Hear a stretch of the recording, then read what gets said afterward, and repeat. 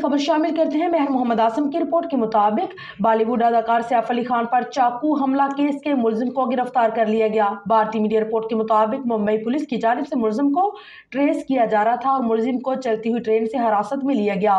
भारतीय मीडिया का कहना है कि मुलजिम की शिनाख्त 31 साल आकाश के नाम से हुई है और उसके छत्तीसगढ़ से ट्रेन में सफर के दौरान पकड़ा। भारतीय रेलवे प्रोटेक्शन फोर्स ने मुलजिम की गिरफ्तारी की तस्दीक करते हुए बताया है कि मुलजिम मुंबई से मगरबी बंगाल के शहर बौरा की जानिब ट्रेन में सफर कर रहा था। हुकाम ने बताया कि मुंबई पुलिस ने मुलजिम की तस्वीर भेजी थी, जिस पर ट्रेन को चेक किया तो मुलजिम मौजूद था। उनका कहना था कि वीडियो कॉल के जरिए भी मुंबई पुलिस ने मुलजिम की तस्दीक की, जिस पर उसे ट्रेन से उतारकर हिरासत में लिया गया और मुंबई पुलिस के हवाले कर दिया गया। भारतीय रेलवे प्रोटेक्शन फोर्स के हुकाम का कहना है कि मुलजिम मुंबई का रहने वाला है।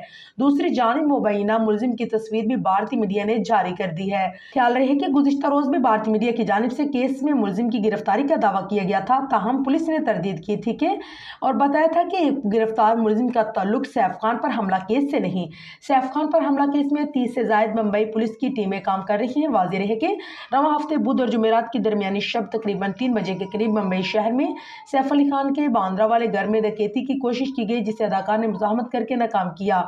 मुजाहमत के दौरान सैफ अली खान पर चाकू से हमला किया गया, जिससे उन्हें 6 जख्म आए, जिनमें से 2 काफी गहरे थे जबकि एक जख्म रीढ़ की हड्डी के करीब तरीन था।